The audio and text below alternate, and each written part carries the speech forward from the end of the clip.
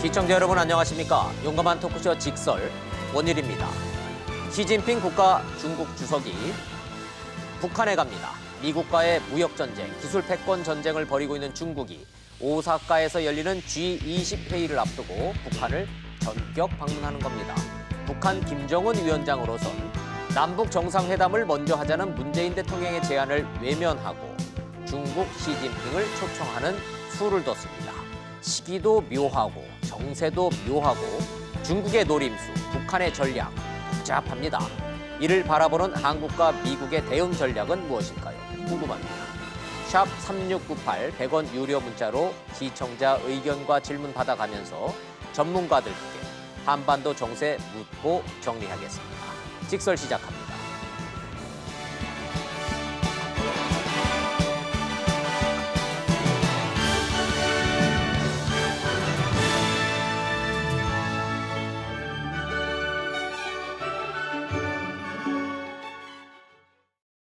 함께 해주실 한반도 문제 전문가 세 분 소개하겠습니다. 먼저 김형석 전 통일부 차관님, 그리고 강준영 한국외국어대학교 국제지역대학원 중국학과의 교수님이신 강준영 교수님, 그리고 아주대 통일연구소의 정대진 교수님 세 분 모셨습니다. 안녕하세요. 네, 안녕하세요.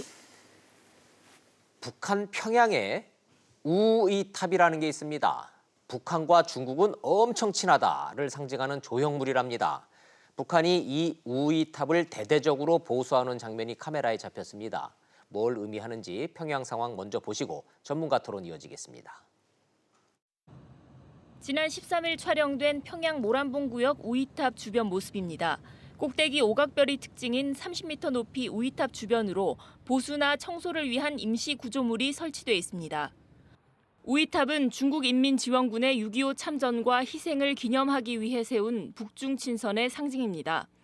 내일 방북하는 시진핑 주석도 이곳을 찾을 예정인데 북한은 이달 초부터 대대적인 단장에 들어갔습니다.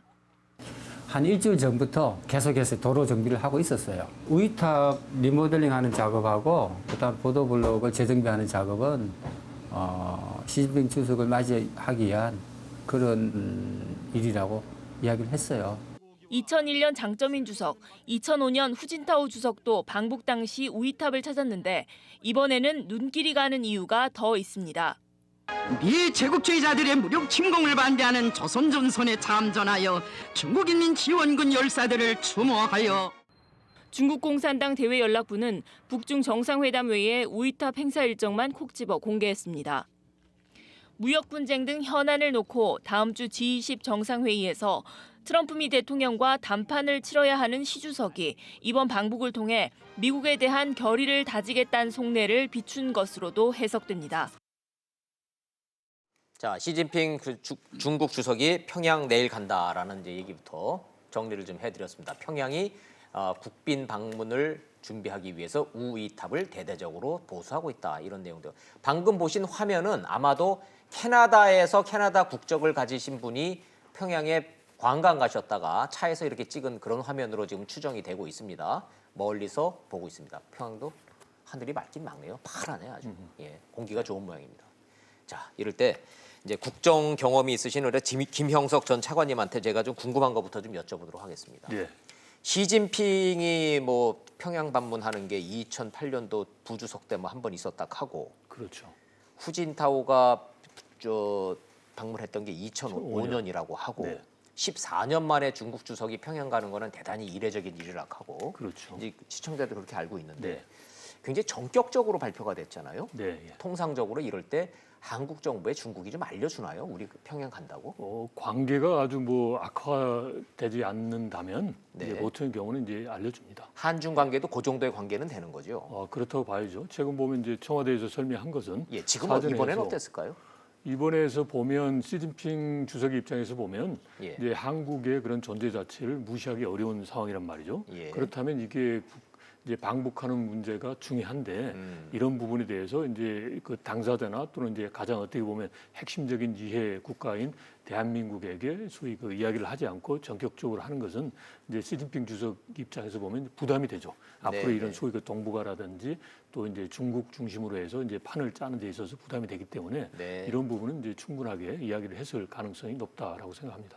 청와대 발표 내용만 놓고 보면 시진핑이 평양 가는 거는 우리하고 협의해 왔던 문제고 우리도 어느 정도는 감 잡고 있었다. 이렇게 해석해도 그렇죠. 이해해도 될까요? 예, 그리고 이 시진핑 주석의 이제 방북 문제는 이제 구체적으로 보면 금년 1월에 이제 북중 정상회담 할 때 김정은 위원장이 공식적으로 초청을 했고 네. 거기에 대해서 긍정적으로 답변을 했습니다. 다만 이제 시기만 이야기를 안 했던 거니까.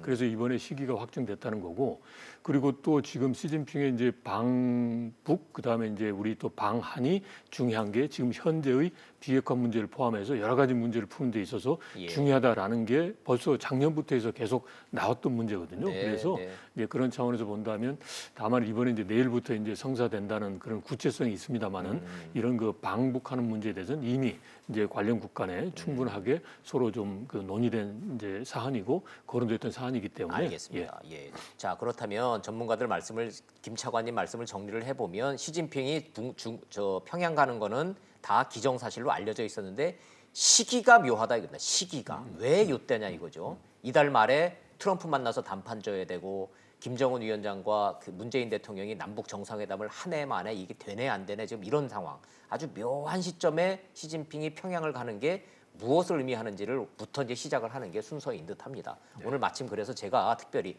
김 차관님은 대진대학교에서 지금 이런 한반도 문제 강의하고 계시고 강준영 교수님은 한국외대에서 국제대학원이라고 그러지만은 사실은 중국 전문가시죠? 네, 중국을 공부하고 있습니다. 중국을 공부하고 중국을 그냥 중국어만 가리키시는 게 아니라 중국 정치, 경제 뭐 이런 네. 국제관계 이런 걸 하셔서 제가 이제 특별히 좀 모셨습니다. 중국 국가 주석이 평양을 방문한다? 14년 만이다? 네. 근데 왜 이렇게 안 갑니까? 둘이 혈맹 관계라며요. 그 혈맹 관계였었죠. 그런데 예. 이제 잘 아시다시피 그 북한이 이제 핵을 개발하고 미사일을 개발하면서 소위 중국의 말을 안 들었죠. 아하. 핵 개발을 계속하면서 자신들한테 통보도 안 하고 그래서 사실은 육자회담이라는 걸 진행하는 과정에서 중국이 북한에 막강한 영향력을 행사하고 네. 또 그런 영향력을 행사하면서 이 북한을 정상적인 국가로 만들어달라 이렇게 해서 네, 이제 네. 육자회담을 한 거잖아요. 그런데 예. 북한이 계속 중국의 말을 안 듣고 자기 맘대로 활동을 했단 말이죠. 아. 그래서 그동안 북중 관계가 단절이 됐었습니다. 사실 네. 그러다가 재작년 11월 말이죠. 그 북한이 소위 핵무력 완성을 선언하고 나서 네. 그다음에 이제 평창 올림픽에 오겠다. 뭐 이러면서 이제 슬슬 움직임을 보였단 말이죠. 네. 그러면서 2018년 그다음에 올해 초까지 무려 4번에 걸쳐서 김정은이 이제 소위 중국을 베이징을 하죠. 이제 방문을 네. 하는 겁니다. 네. 그래서 4번의 회담을 했기 때문에 일단은 시진핑 입장에서 보면 이제 북한이 왔단 말이죠. 예. 그 말을 안 들었지만 왔기 때문에 4번이나 왔기 때문에 한번 가기는 가야 되는 게 맞는데 네. 잘 아시다시피 트럼프 대통령이 그 중미 소위 통상 분쟁을 하면서 시비를 거는 부분이 하나 있습니다. 북한한테 중국이 어떻게 하는지 보고 네. 이 무역 통상 수위를 조정하겠다 이런 얘기를 많이 했었어요. 네. 그 말하라고 해서도 그 얘기를 했었고 물론 중국은 거기에 대해서 상당히 불쾌하게 생각했죠. 이 부분은 통상 문제인데 왜 그걸 북한 문제하고 연결을 시키느냐. 짓느냐. 게다가 북핵 문제에는 조선과 미국 간의 문제다라는 게 중국의 일관된 견해입니다. 그런데 지금 올해 하노이 회담 전에 김정은이 기차 타고 가면서 네. 이제 사실 1월 7일, 8, 9, 10 이때 그 자기 생일날 김정은 자기 생일날 북경을 방문해서 회담을 하고 하노이 회담 작전을 다 짰단 말이죠. 네. 근데 결렬이 됐어요. 그래서 그게 잘 됐으면 아마 상반기에라도 방문을 했었을 겁니다. 근데 잘 안 돼서 그러면 이걸 잘 놓고 봐서 그 다음에 이제 G20 회담이 되거나 또는 지난번에 그 실패한 5월 10일에 소위 중국과 미국 간의 통상 문제가 타결이 되면 네. 자연스럽게 남북한 동시 방문을 추진했던 걸로 알고 있습니다. 중국이. 예. 그랬는데 근데 안 됐죠. 안 되니까 예. 이거를 끝나고 가는 게 나냐를 고민을 하다가 네. 지금 그 화면에도 나왔습니다만 올 6월 초부터 지금 우이탑을 단장 작업을 했단 말이죠. 그렇죠. 그러니까 사실 저는 개인적으로는 G20 회담 끝나고 트럼프하고 어느 정도 얘기가 되면 끝나고 난 뒤에. 이렇게 아마 갈 거다라고 그랬는데 이제 급격하게 예. 결정을 한 것 같아요. 근데 잘 아시다시피 중국은 푸틴 만났죠, 초에. 예. 그다음에 중앙아시아 순방을 했습니다. 네. 그러고 나서 그 중간에 홍콩 사태라는 맞아요. 또 하나의 예, 새로운 우리가, 사건이 오늘 이제 나가지고 홍콩 사태도 네. 좀 이제 다뤄봐야 되는 거죠. 그래서 예. 그런 게 압박이 오니까 뭔가 이 국면 전환이 필요했다. 필요하다. 그래서 조금 말씀하신 대로 하려고는 했으나 시기 선택은 매우 미묘하게 국면을 전환하는 카드로 그래서 북한에 대해서 여전한 영향력을 중국이 행사하고 예, 있고 예. 카드가 될 수 있고 또 하나는 시진핑 개인적으로는 아마 그런 생각이 있었을 거예요. 정말 북한이 무슨 생각을 하고 있는지 알아야 예. 앞으로 이 카드를 운용을 하는데 뭐 같이 하든지 뭘 할 것 아니겠습니까? 네. 그래서 그런 복합적인 생각을 하고 일단 예. 방문을 해서 뭔가를 얻어내려는 것 아닌가 이렇게 그렇군요. 저는 판단이 예. 됩니다. 김형석 차관님과 함께 강준영 교수님도 중국 전문가 입장에서 봤을 때는 결국은 가장 주목하는 대본은 시기군요.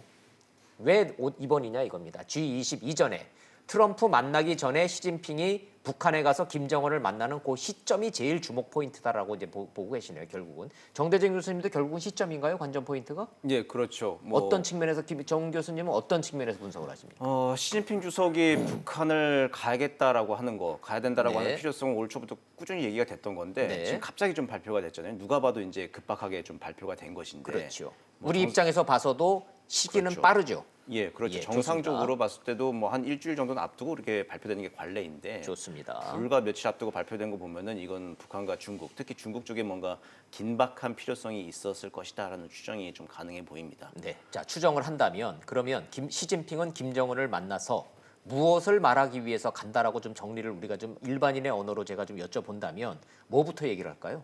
이제 비핵화 문제에 대해서 어떻게 생각하고 있느냐, 내가 미국 트럼프 대통령 만났을 때 무슨 얘기를 해주어야 하느냐, 예. 미국하고 얘기를 할 때 과연 우리는 공동의 한 참모부라고 표현하거든요. 북한과 네. 중국은 한 참모부의 입장에서 우리가 무슨 얘기를 해야 되겠느냐라고 하는 게 가장 큰 이야기겠죠. 그러니까 아무래도 미중 정상회담을 이제 코앞에 두고 있지 않습니까? 예. 거기에 가져가야 될 협상 카드가 많이 필요하죠. 네. 그 중에 한 카드로 이제 평양 카드를 택한 것이고요. 뭐 아까도 얘기가 나왔었지만 홍콩 문제가 지금 불거져 나오고 있지 않습니까? 홍콩에서 이제 미국이 중국을 압박하기 아주 좋은 인권 문제라고 하는 그 그러네요. 카드가 나왔는데 예, 예. 거기서 이제 트럼프 대통령은 뭐 공개적으로 얘기를 했죠. 홍콩 문제 얘기하겠다라고 얘기를 했습니다. 그 홍콩 카드에 대해서 이제 시진핑 주석은 그 반격할 만한 다른 아주 또 다른 카드를 가져가야 되는데 그게 하나 또 카드가 평양 카드 이렇게 들고 간다.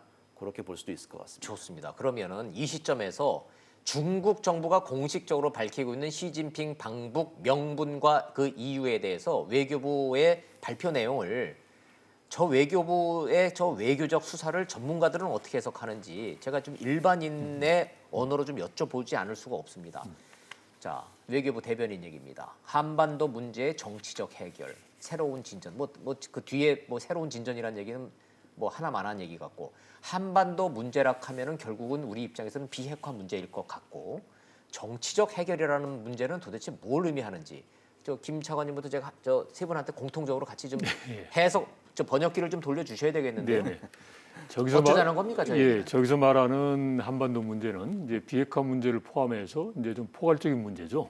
예. 예, 예. 그렇고 그다음에 정치적 해결이라는 것은 지금 현재 보면 핵 문제라고 하는 게 이제 군사 안보적인 문제로서 다루어지고 있단 말이죠. 네. 그래서 군사 안보적인 그런 측면에서만 보지 말고 좀 포괄적으로 보자라는 겁니다. 그래서 이제 중국이 기본적으로 이제 북한 문제를 바라봤을 때 비핵화와 함께 평화 체제를 이제 병행해야 된다라는 네. 게 아닙니까? 그리고 근본적으로 있어서 한반도에 있어서의 그 정세가 여러 가지 그런 역학 관계가 있으니까 그걸 좀 포괄적으로 풀어보자라는 겁니다. 그렇기 포괄적으로 때문에 풀어라. 이제 한반도 문제 할 때 기본적으로 핵 문제만 놓고 보지 말고 네. 이제 전반적인 그런 그 세력 구조의 문제도 같이 보는 거고 그다음에 또 그러한 문제를 푸는 데 있어서 이제 해결하는데 군사 안보적으로 해서 하나의 이제 그 작은 분야로서만 보지 말고 정치적 해결이라는 거니까 좀 포괄적으로 하자. 이제 군사 문제, 핵 문제도 있지만 예를 들어서 이제 뭐 평화 협정 문제도 있고 그다음에 여러 가지 체제 안전 보장 문제도 있고 또 그다음에 또 지금 북한이 일관되게 강조하는 신뢰 조성의 문제도 있단 말이죠. 그래서 이런 이제 소위 군사 안보라고 하는 이제 아주 작은 분야로서 어떻게 말하면 좀 기술적으로 접근하지 말고 좀 포괄적으로 이제 신뢰나 체제 안전 문제 이런 문제도 다 포함해서 이제 해결하자 이제 그런 차원이죠. 그래서 예. 지금 현재 입장을 보면 이번에 보면 이제 시진핑 주석이 간 게 이제 북중 수교 70주년을 기념으로 간다라는 거죠. 네. 그러면서 북중 간의 관계를 새로운 관계로 만들고 그 다음에 또 그렇게 하기 위해서 이제 소위 그 북한에게 중국이 할 수 있는 것은 다 하겠다. 그리고 또 지금 현재 조선 반도의 문제를 정치적으로 해결하기 위해서 공동으로 노력을 하겠다라는 게 이제 이번에 시진핑 주석의 이제 방북의 이제 목적이거든요. 제가 좀 직설적으로 좀 여쭤보면 네. 좀 어떨까요? 정치적으로 해결하라는 얘기는 군사적으로 싸우지 말고 외교적으로 잘 해법을 찾아봐라는 뜻일 거 아니겠습니까? 일단은 표면적으로 보면 대화와 협상을 통해서 풀어야 된다라고 이제 딱 선을 긋고 있죠. 그래서 예. 군사적인 방법이 아니라 대화와 협상을 통해서 하자라는 근데 게 대화와 이제 협상을 하는데 네. 트럼프가 일관적으로 예. 일관되게 네. 풀어줄게, 대화해줄게. 네. 근데 핵부터 내려놓으라고. 예. 그게 우선 선결 조건이니까. 네. 그런데 그 얘기는 빼고 대화와 협상만 정치적 해결만 강조한다는 얘기는 김정은 위원장이 듣고 싶어하는 얘기지 트럼프 대통령이 듣고 싶어하는 얘기는 아닌 것 같은 생각이 좀 드는데요. 아니, 어떻게 당연하죠. 보십니까? 당연하죠. 지금은 이제 북중 이제 정상회담을 이제 앞두고 있는 거니까. 예. 그러면 이제 오디언스는 일단은 이제 북한입니다. 북한이다, 그래서 북한에게 이거죠. 하고 예. 이제 그렇게 하면서 이제 일단은 이제 북한에 대해서 하고 두 가지가 있는 거죠. 그러니까 북한의 입장에 우리가 이제 동조를 한다. 예, 예. 이제 그렇지만 이걸 정치적으로 해결하고 새로운 진전을 만들어내기 위해서 중국이 이번에 적극적으로 나서겠다라는 겁니다. 네. 아까 우리 강 교수님 말씀하신 대로 중국은 기본적으로 동북아에 있어서의 핵심적인 키 플레이어 역할을 하고 싶어 합니다. 그리고 실제로 과거에 2000년도에 육자회담을 통해서 했고 예. 그런데 이게 육자회담을 통해서 나름대로 이제 그 9.19 공동성명이라고 해서 나름대로 성과를 냈어요. 그런데 그게 BDA로 인해서 어그러졌고 그걸 이제 한번 다시 한번 원상 회복을 하기 위해서 후진타오 주석이 2005년 10월에 방북을 한 겁니다. 네. 그런데 거기에서도 이제 사실상 이제 중국의 방향대로 북한이 움직이질 않았단 말이죠. 네. 결국 북한이 움직였던 것은 미국이 중간 선거에서 패배를 하고 BDA 제재 조치를 이제 해제하고 난 다음에 이제 북한이 움직였어요. 아하. 그러니까 중국의 입장에서 보면 어떻게 보면 심하게 자존심이 상한 거죠. 네. 이제 자신들의 입장대로 북한이 변하지 않았으니까. 그래서 이제 그렇지만 여전히 중국은 이 동북아에 있어서의 이제 키플레이 역할을 하고 싶어하고 지금이 바로 그런 시점이다. 이런 예. 역할을 하면서 이제 소위 그 미국과의 관계도 개선하고자 하는 게 목적이 있는 거죠. 그래서 네. 이제 키플레이 역할을 할 수 있는 가장 지금 현안이 이제 핵 문제라는 거죠. 그래서 이 핵 문제를 이제 풀어갈 수 있는 이제 말 그대로 이제 한국 정부가 했던 중재자 역할을 지금 중국이 하려고 중국이 시도하는 한다. 예. 이제 그런 형국인 네. 거죠. 그래서 일단은 이제 북중 정상회담이니까 이제 북한의 입장에 이제 같은 이제 방향으로 가면서 여기에서 북한이 움직일 수 있는 여지를 이제 어느 정도 이제 확보를 하겠죠. 예. 이제 그걸 가지고 이제 저 트럼프 대통령하고 또 이야기할 가능성이 높다라고 이해가 됩니다. 생각합니다. 이해가 됩니다. 또 중국 입장에서 이 문제를 바라보면 한반도 문제, 비핵화 문제 우리 백날 뭐 중재자 그래 봐야 결국 북한의 목줄을 죄고 있는 건 나야 중국이야. 내가 가서 해결해 줘야 되라고 하는 어떤 적극적인 키플레이 역할을 하기 위해서 간다는 충분히 이해가 됩니다. 그런데 문재인 대통령이 이번에 오슬로에서도 말씀하셨고 스톡홀름에도 하셨고 비핵화 문제와 북미 관계가 개선이 되려면 먼저 북한이 비핵화 가시적인 조치부터 해야 된다라고 줄기차게 말씀을 하셨는데 네. 중국이 저런 식으로 시진핑이 가서 정치적으로 잘 해결해야지 미국과 잘 대화로 잘 해야지라고 얘기를 하면 우리가 요구하는 것과는 좀 결이 다르다라는 좀 느낌을 좀 받습니다. 당연히 결이 다르죠. 달라야만 이제 협상이 되는 거죠. 협상이 왜냐하면 된다. 예. 이제 북한이 가지고 있는 전략적인 구도는 이제 중국과 러시아를 통해서 이렇게 이제 한 이제 진영을 형성하고 그리고 또 이제 미국과 일본, 한국 이렇게 이제 대립되는 국면이란 말이죠. 네. 그러면 여기에서 서로 이제 이게 협상을 가져오려면 중국이 예를 들어서 이제 한미일 쪽으로 이렇게 입장에 붙어버리면 이제 북한의 입장에서 보면 이제 더 이상 더 계속 또 쏠릴 수가 있단 말이죠. 그래서 이제 북한과 공동으로 이제 그런 그 이제 상황을 해결하기 위한 이제 합동 참모부 네, 역할을 한다라고 하면서 북한의 입장을 동조하면서 그 입장을 유지하면서 이제 북한이 빠져나갈 수 있는 그런 명분과 이제 출구를 찾고자 하는 그런 시도라고 볼 수 네, 있는 두 거죠. 분께도 요 중국의 이 노림수에 대해서 좀 같이 동일한 질문 좀 여쭤보도록 하겠습니다. 정 교수님, 저 강 교수님 순서로 제가 좀 여쭤볼 테니까, 자, 정 교수님, 네. 시진핑이 이 노림수는 결국은 김정은 위원장은 어차피 내 손아귀에 있다라는 거를 트럼프 대통령한테 메시지를 전달 가능합니까? 이렇게 되면? 예, 그렇죠. 전통적인 지분이 있다라고 하는 걸 확인하는 거죠. 이거는 네. 4월 말에 푸틴 대통령이 북러 정상회담에서도 보여준 모습과 비슷한 것인데요. 네. 동북아와 비핵화 문제, 한반도와 동북아 비핵화 문제에 있어서 네. 전통적인 지분이 있다고 하는 것도 푸틴 대통령도 4월 말에 확인을 했잖아요. 예. 그거와 비슷하게 이번 그 북중 정상회담을 통해서 시진핑 주석도 북한에 대한 전통적인 영향력은 우리가 가지고 있다라고 하는 것을 한번 확인하는 자리가 될 것이고 예. 정치적 해결이라고 하는 이야기를 했지 않습니까? 네, 그게 궁금합니다. 경제적 해결이나 무슨 뭐 효과적 해결, 실리적 해결이 아니라 정치적 해결이라고 한 얘기를 보면은 좀 일련의 좀 흐름을 보면 저는 이게 형식적으로는 뭐 대화 협상을 하겠다는 내용은 맞고요. 네. 근데 내용에 있어서는 조금 이제 바뀐 것이죠. 어떻게 뭐가 바뀌었냐면 바뀌었습니까? 이제 안보 대 안보 교환 패러다임으로 지금 이제 중국과 러시아를 중심으로 좀 바꿔가고 있는 상황이라고 보여집니다. 네. 뭐냐면 우리가 2월 달에 하노이 북미 정상회담까지 볼 때는 북한의 비핵화 조치 대 미국과 국제사회의 제재 완화라고 하는 안보 대 경제 교환 패러다임이 그렇죠. 주축이었죠. 예. 이제 핵을 내려놓고 상응 조치를 맞바꾸는 조건이죠. 예, 제재 완화를 해달라고 네. 하는 게 이제 논의의 핵심이었죠. 근데 이제 그 판이 깨기지고 나서 그날 밤에 2월 28일 날 밤 12시에 하노이 현지에서 리용호 북한 외무상이 기자회견을 할 때 끝부분 얘기를 할 때 그 얘기를 했습니다. 우리가 이번에 우리 안전담보 문제와 군사 문제와 같은 얘기를 하면은 미국이 부담스러울까봐 네. 부분적 제재 완화 요구를 했는데 이것도 못 들어주느냐는 식으로 이제 얘기를 했거든요. 네. 이제 그때부터는 이제 안보 경제 교환 패러다임에서 안보 대 안보 교환 패러다임으로 이제 북한이 전술적으로 조금씩 이제 노선을 바꾸고 있는 것이죠. 아, 그렇게 바뀌었다. 예, 그리고- 안보와 핵과 경제 제재를 맞바꾸려고 하는 북미 간의 기본적인 이 대화의 프로세스에서 중국이 끼어들고 러시아가 끼어들면은 이건 안보 대 안보의 대결 구도로 갈 가능성이 있다. 그렇죠. 그 4월 12일 날 김정은 위원장도 최고인민회의 시정연설에서 근본 방도라고 하는 얘기를 꺼내 들었습니다. 그러면서 근본 문제라고 하는 이게 군사 문제, 정치적인 문제를 꺼내 들었거든요. 예. 안전 보장에 관련된 체제 보장에 관련된 예, 얘기를 예. 이제 축을 옮겨가기 시작하고 그게 4월 말에 이제 푸틴 대통령이 입을 빌어서 안전 보장이 필요하다는 네. 얘기까지 갔죠. 이번에도 아마 그 얘기를 나오지 않을까 싶습니다. 정치적 해결이라는 게 그런 의미를 갖고 있다는 행간의 뜻 설명해 주셨습니다. 자, 강 교수님, 저 번역기 좀 돌려주십시오. 이제 기본적으로 그 중국 외교부의 이제 발표고 수사잖아요. 예. 저 수사는 이제 정치적 해결, 새로운 진전 이 부분에 대해서는 중국식 방안을 설명을 한 거다. 이게 무슨 의미냐면 무슨 의미일까요? 미국은 이번에 시진핑의 방북에 대해서 두 가지 시각을 가지고 있습니다. 하나는 번째는? 이게 가서 북중이 연대해서 미국에 대항하려는 것 아니냐. 네. 지금 미중 간의 협상이 잘 안 되고 그러니까 예. 북한을 카드로 써서 내가 북한과의 연대가 확실하고 이 목줄을 쥐고 있으니 이걸 가지고 우리를 자꾸 압박을 하면 네. 북중 간의 긴밀도가 더 높아져서 미국의 맘대로 되지 않을 거다라는 그런 우려를 하나 하고 있고요. 네. 또 하나는 이번에 시진핑 중국 국가주석이 북한에 가서 예. 김정은의 진위를 정확히 파악해서 예.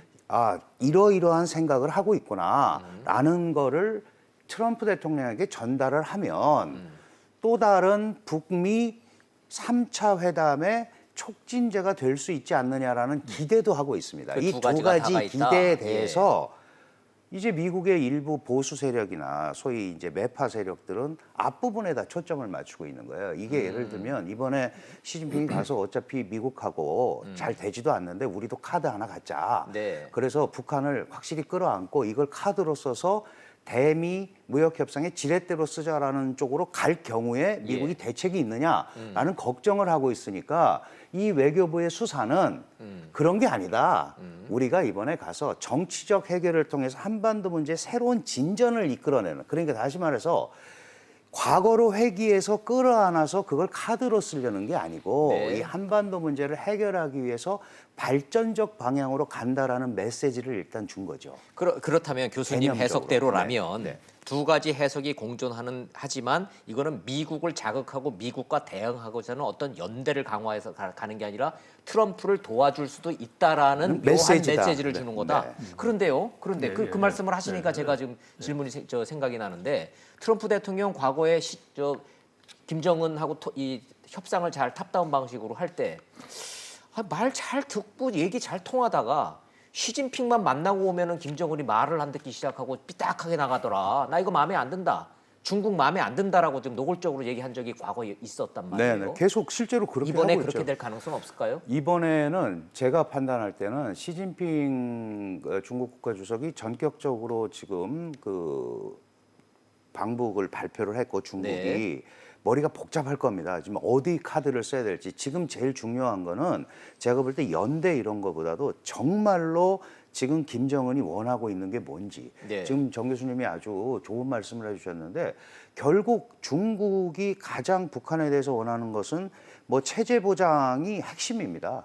예. 그러니까 북한이 더 이상 변화가 오면 안 되는 거예요. 근데 체제 보장을 한 번에 하기가 어려우니까 경제라도 풀어서 좀 먹고 살게 해줘야 쟤네가 회담장으로 나올 거 아니라는 게 기본적으로 중국의 입장이었단 말이죠. 근데 네. 하노이 회담이 결렬되고 나서 지금까지 사실은 어떻게 보면 중국은 방관자의 입장을 그렇죠. 취했습니다. 예, 할 수 있는 것도 없었고. 국제사회에서 비난도 좀 받았고요. 또 중국 내부에서도 아니 저렇게 북미 간에 저걸 저대로 놔두면 우리가 할 일이 없어지는 게 아닌가 하는 압박도 받았습니다. 네, 그래서 네. 나선 거기 때문에 이번 건은 철저하게 김정은의 진위를 파악할 거다. 예. 진위를 파악해서 그걸 또 자기 나름대로 해석을 하겠죠. 그래서 이거를 전달해 주는 게 좋은지 아니면 김정은의 생각이 전혀 다른 생각이라면 자기가 가지고 또 새로운 전략을 짜겠죠. 그런 이중성을 지금 갖고 있다는 겁니다. 아하, 자 그러면 제가 좀 이렇게 좀 여쭤보면 저 전문가들은 어떻게 대답하실까 궁금하네요.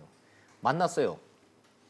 김정은 위원장한테 시진핑 주석이 김 위원장 진짜 뭘 원하는 거야? 진짜 생각이 뭐야? 너 핵 내려놓을 생각이 있긴 있어? 그럼 미국하고 내가 가서 트럼프 만나면은 어떻게 얘기를 해주길 원해? 라고 질문한다고 가정을 했을 때 김정은 뭐라고 대답을 할까요? 정 교수님 어떻게 예상하십니까? 김정은, 차관님 네. 먼저 너무 여쭤볼게요. 어렵습니다. 예. 어려운데 아니 뭐 진위가 네. 뭔지를 파악하신다고 강 그러니까요. 교수님이 예. 그러면 이렇게 애둘러서 얘기하고 외교적 수사로 얘기를 하겠지만 하고자 하는 진짜 얘기는 아니 너 진짜로 미국하고 저 주고받을 의향이 있긴 있는 거야? 핵을 내려놓을 생각은 있긴 있는 거야라고를 묻는다는 뜻이지 않습니까? 그렇죠. 예. 그래 봤을 때 김정은 위원장은 예스라고 대답을 할 것 같아요. 핵을 내려놓겠다는 핵을 내려놓겠다고 얘기는 할 것 거다. 같습니다. 뭐냐면 김정은 위원장 생각은 제가 선대의 유훈이고 뭐 이런 식으로 또 네, 비핵, 이렇게 뭐 조선반도 상상을 비핵화. 해봤을 때는 선대의 이유는 이제 핵 개발해서 안전 보장 받으면서 어쨌든 그걸 비핵화를 하면서 또 이제 체제를 연장해 나가는 거 아니겠습니까? 예. 선대의 이유뿐만 아니라 플러스 김정은 위원장의 입장에서 가만히 좀 생각을 해보면은 이런 나라의 지도자로 늙어 죽고 싶다는 생각은 추호도 하고 있지 않을 것 같아요. 그냥 현 상태로 그냥 중국처럼 좀 잘 사는 나라, 그렇죠. 먹고 사는 어쨌든. 문제로부터 좀 해결된 나라를 만들고 싶은 욕구가 김정은한테는 있기는 있다. 공식적으로 보면 북한의 언수를 보면 사회주의 강성 국가, 사회주의 예. 문명 강국을 표방하거든요. 예. 근데 지금 상태로는 안 되는 것이죠. 그 비핵화에 대한 의지가 있는데 그 비핵화, 그러니까 핵물질, 핵무기를 팔아서 일단 어쨌든 경제적인 뭐 이제 자력갱생도 하고 이제 부흥을 해야 되는데 네. 지금 그 값이 지금 미국하고 안 맞는 거죠. 내가 팔 생각은 있는데 이 팔 가격을 그러면은 시진핑 주석 형님이 좀 트럼프하고 좀 한번 좀 도와주십시오 얘기를 하는데 이제 예, 그런 게 아마 예. 이야기의 큰 틀이 내가 되겠죠, 지금 쉽게 가지고 말하면. 있는 이 네. 목숨 걸고 만든 이 핵이 이게 100만 불짜리인데 트럼프는 지금 단돈 100만 원 주고 지금 바꾸작하지 않느냐. 이 거래가 되겠느냐. 그거 좀 얘기 좀 해주시오. 이런 식으로 나올 거란 말씀이신가요? 뭐 그게 이제 아마 기본적으로 큰 틀이겠죠. 쉽게 보자면은. 핵무기 가격에 대한 하소연을 할 거다. 포기할 용의는 있으나 포기할 용의는 있다. 팔 용의는 그 있다. 얘기는 뒤집어 얘기하면 값을 쳐주지 않으면 포기 못한다는 얘기 아닙니까? 그렇죠. 가지고 있으면서 계속 지금 상태를 유지하면서 예. 중국과 러시아를 뒷배로 해가지고 계속 이제 체제 연장과 유지를 추구하겠죠. 근데 이제 이런 상태로 그냥 그럭저럭 사는 거는 제가 보기에는 김정은 위원장이 그간의 그 언행들을 봤을 예, 때는 예. 결코 원하는 건 아닌 것 같습니다. 공직 생활 예. 평생을 예. 북한을 연구하고 북한과 상대를 하신 통일부 차관 출신인 예. 김영석 차관님은 예. 이 시점에서 정말 우리가 빙의가 돼서 그 배석을 한다면 김정은 위원장 뭐라고 얘기할까요? 아, 나 진짜 궁금합니다. 그거. 예, 일단은 뭐 좀 비슷한데 그 김정은 위원장의 입장에서 본다면 지금 일단 성격이 급해요. 그러니까 이제 본인이 생각한 대로 지금 네. 상황 변화가 이루어지고 있지 않단 말이죠. 본인이 생각한 바에 의하면 이제 작년에 핵이라고 하는 그 카드를 통해서 제재를 풀고서 뭔가 경제 건설을 하고 싶어 한 거죠. 특히 영변 하노이까지만 해도 영변 내놓으면 미국이 경제 저조 어느 정도 해주고 외자 투자 자금 들어와서 그걸로 경제 발전 이루면서 그렇죠. 단계별로 핵을 내놓으면서 예. 경제 발전을 중국처럼 해 나가고 싶고 베트남처럼 해 나가고 싶고 이런 구도였었죠. 그렇죠. 김정은 머릿속은. 그러니까 어떻게 보면 이제 시진핑 주석이 본인의 롤 모델이 되는 거죠. 네, 그러니까 네, 네. 정치적으로는 이제 굳건한 그런 그 리더십을 갖고 경제적으로 이제 번영한 이제 그러한 국가를 만드는 게 이제 김정은 위원장의 본인의 이제 그런 이제 희망일 수도 있단 말이죠. 예. 그래서 작년에 어떻게 보면 이제 비핵화 카드를 가지고서 이제 시작을 했는데 이게 제대로 안 된 상황이고 그 다음에 또 이런 상황에서 보면 이제 올해 연말까지 해서 미국이 소위 셈법을 바꿔라 이런 식으로 했는데 여전히 미국은 이제 기존의 입장을 고수하면서 지금 요지부동이죠. 요지부동이단 예. 말이죠. 그러면서 지금 현재 지금 북한의 여러 방송을 보면 삼지연이라든지 그다음에 이제 원산에 그게 이제 김정은 위원장이 생각하는 역점적인 그런 이제 프로젝트란 말이죠. 거기에 대해서 계속 이제 성과가 있도록 하기 위해서 독려를 하고 있단 말이죠. 예, 그리고 뭐 예. 자력 경쟁도 강조하고 있고. 그래서 저는 이제 북한 김정은 위원장 입장에 보면 이게 연말이라고 했는데 북한이 이제 미국 트럼프 대통령이 움직이는 것 같지가 않다. 그러니까 본인으로서는 이제 대내적으로도 이야기했고 대외적으로도 이야기했는데 이게 시간이 이제 막 이제 촉박하게 이제 소진돼 가는 거죠. 그래서 이런 상황에서 본다면 이제 시진핑 주석을 통해서 이제 트럼프 대통령이 움직이게 하도록 하는 그러한 이제 북한 김정은 위원장의 그런 이제 지금 단기적으로 보면 네, 네. 이제 그러한 그 욕망이 강할 수도 있다라고 생각을 합니다. 어찌됐든 시진핑이 이달 말에 트럼프 대통령을 만날 거니까 트럼프 그렇죠. 대통령 만나면 내가 정말로 비핵화 의지가 있는데 미국이 정말 이 계산법이 내 이해가 그렇죠. 안 된다. 그러면 이거 이제 얘기를 해달라 그렇죠. 이런 얘기를 예, 할 거라는 그래서 얘기네요. 그렇게 하면서 하는데 최근에 보면 그 북한의 입장을 어느 정도 담고 있는 그 조선신보가 있습니다. 거기 보면 맞아요. 이제 예. 거기에 보면 이제 좀 그 흥미로웠던 게 일단은 이제 하노이 회담에서 트럼프 대통령이 제시했다고 하는 빅딜 문서 내용을 북한 스스로가 공개를 했어요. 거기 그래요? 보면 뭐 맞아요. 예. 핵시설 다 폐기하고 그다음에 이제 미국으로 가져가고 그다음에 핵 과학자들 이제 민수용으로 전환하고 그러면서 이제 북한이 원하는 안보 문제라든지 그런 대응하는 것은 아무런 언급이 없더라.